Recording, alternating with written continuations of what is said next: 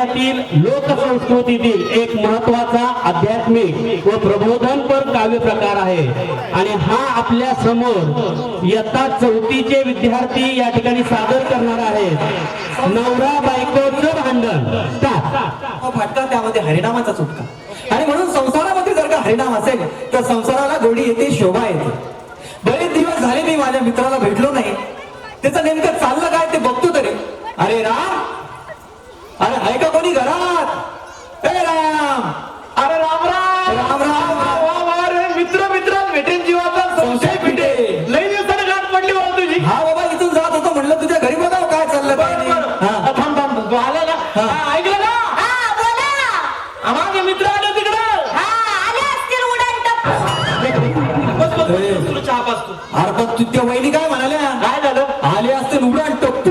तसं आहे म्हणजे तुला काय वाटलं? वाईट वाटलं का? आणि मग नाही रे, ती काय म्हटली तुला माहिती, मी सध्या राजकारणी माणूस आहे, निवडणुका जवळ आलेल्या आहेत, माझे काम सारखे चालू असतात. तिला असं वाटलं की आले असते उडान साहेब, टोपे साहेब. अगं उडान साहेब आणि टोपे साहेब नाही, हे टांगबडे डोळे पुढे मधले टांगबडे. बस बस बस बस. बरं थांब, तुला चहा पाचतो. ऐकलं का? चहा कर, चहा. तुला चहा पाच. आता ते वहिनी म्हणल्या साखराचा पत्ता नाही. त्याला काय झालं मग तुला वाईट वाटलं का? ते काय झालं, आम्ही साखर खात नाही ना रे आता. शुगरचे पेशंट किती वाढले, साखर सगळीच बंद केलेली. असं आहे का? आम्ही गुळच घेत असतो. बरं बरं बरं. एक काम करते, चहा राहू दे. नाश्ता करतो का? नाश्ताच करू आपण. चालेल. ऐकलं का? पोहे कर, पोहे. काय पोहे कर, चांगले पोहे.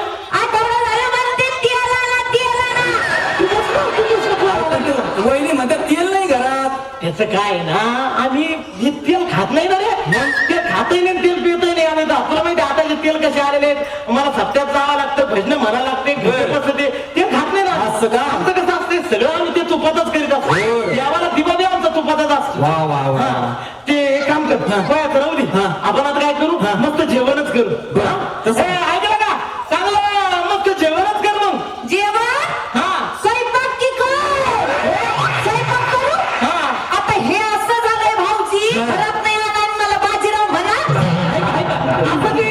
कोणताही माणूस बाहेरून घरी आला ना, ही 4 माणसात माझा अपमान करते. हो वहिनी, आज खाऊ म्हणता मित्राला माझ्या. पण मी काय म्हणते भाऊजी, नवऱ्यामध्ये राहिलं पाहिजे का? मी म्हणतो बायकोनं बायकोवर राहिलं पाहिजे. पण मी काय म्हणते, नवऱ्यामध्ये राहिलं मी म्हणतो बायकोनं बायकोवर राहिलं पाहिजे. काय झालं? अरे एकेकाने सांगा काय आहे नीट. मग मी सांगते ना. काय? अहो, याचं असंच आहे. कसं? अहो, तुम्ही बहुगुणी पंडित ज्ञानी, गोष्ट कानी घ्या माझी हो.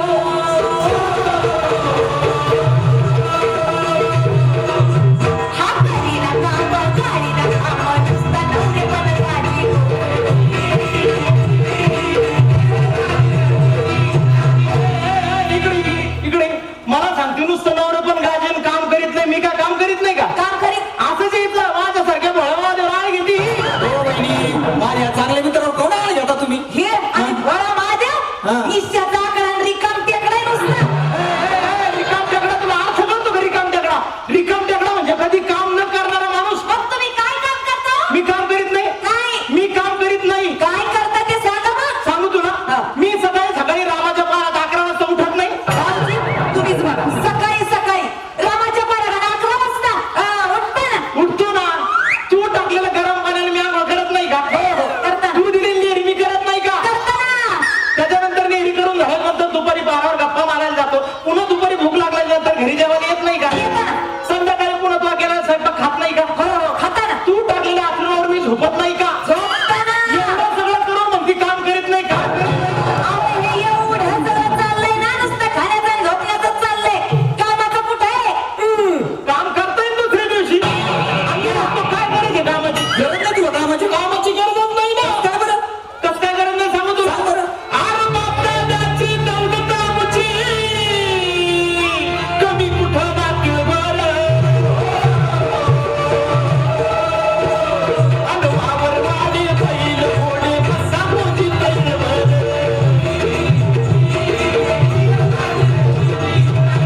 अहो वहिनी, एवढी श्रीमंती तुमच्याकडे आणि तुम्ही म्हणता काही नाही. वावर, वाडे, बैल, घोडे, हे एवढं सगळं आता कुठं विचार बरं. आता कुठे रे सगळं? आता कुठे? त्याला काय वावर होतं ते शावरावाला 30 एकर दिला.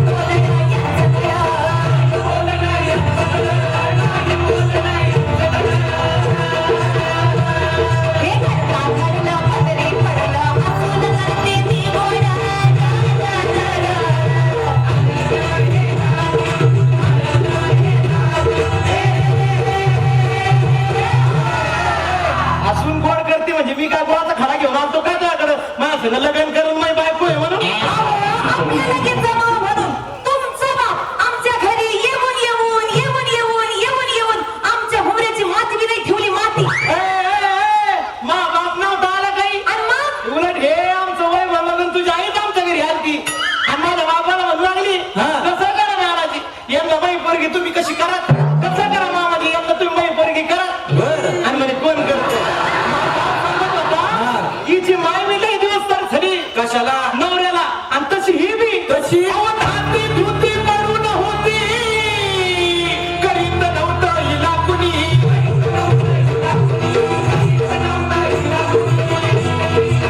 अडपडत बाकी माझ्या पत्नी काय करावं होती तुम्ही नवऱ्या मुलाचं पाहून माझं किती काळ हिला नाकारलं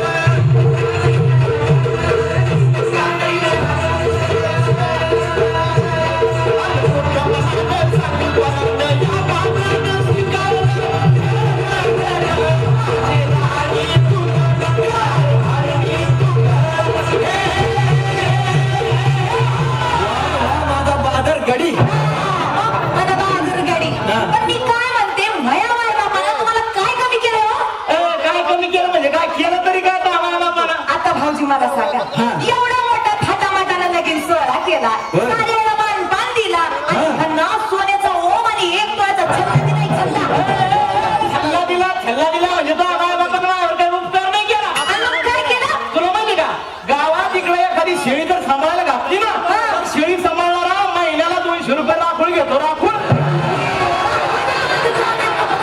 तसं तुला माय बापाने हे सोनं छल्ला दिला ना तुला जन्मभर सांभाळायची नुसतं राखून दिली ना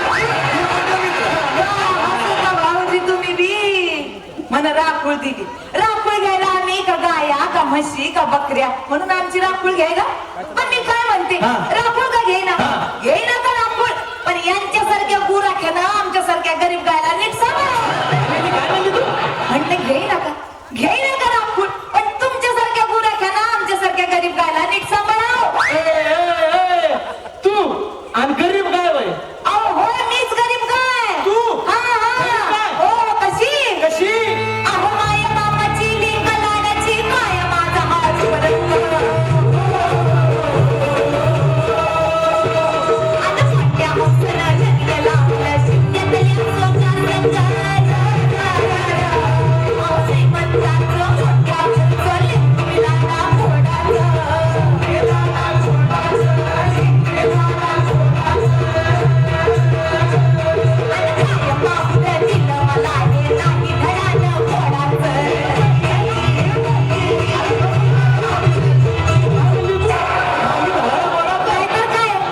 तू नशीब चांगलं मी तुला भेटलो तुला माहितीये का आज मी माझ्यासाठी बाया देवाला नवस करून येत पण एका बी बाईच्या अजून निवदावर नाही सापडलो मी मसोबा म्हणली वहिनी तिला जरा सांग समजू हो वहिनी मसोबा म्हणता काय याला नाहीतर काय माझ्यासारख्या गरीब गायला दिलं हे नंदी बैल गाठली हो वहिनी एवढ्या मोठ्या माणसाला नंदी बैल म्हणता का सांग जरा तिला सांग सांग समजून मला नंदी बैल म्हणाली की हा याला नंदी बैल म्हणता का सांग ना, तिला सांग समजून बरोबर आहे का नाही हा नंदी बैल नका म्हणू काय म्हणू नुसतं बैल म्हणा नुसतं बैल म्हणजे बैल आहे का मी हा अरे बाबा वहिनीला जनावरांची पारख नाही अरे बा कुणा आर्मी का चालू का अरे तसं नाही म्हणायचं मला मग कसं म्हणायचं अरे तू एवढा मोठा गाडी आहे समजून सांग जरा वहिनीला तिला काय सांगा समजून अगं नारळ मोठं कामही मोठं मोठं मनाचं अवतार्य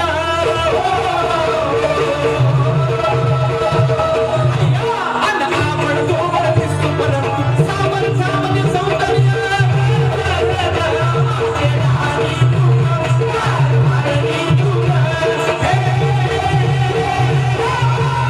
सामर्थ्य आणि मग उगाच 3-4 लेकरं झाले का आपल्याला अहो पण त्या झालेल्या लेकरांना संस्कार देण्यासाठी संगोपन करण्यासाठी संसारामध्ये आपल्या दोघांचं एकमत नको का?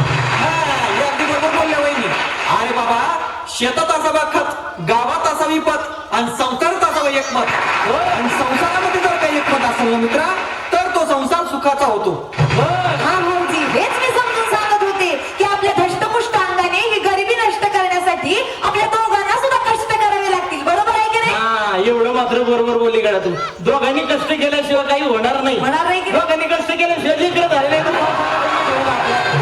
अच्छा म्हणतो ना स्त्री पुरुषाचं एक चित्त तेथे लक्ष्मी नांदे नवनीत स्त्री पुरुषाचा वेळा भोपळा तेथे लक्ष्मी करी कंटाळा आणि म्हणून सांगतानाच सांगेल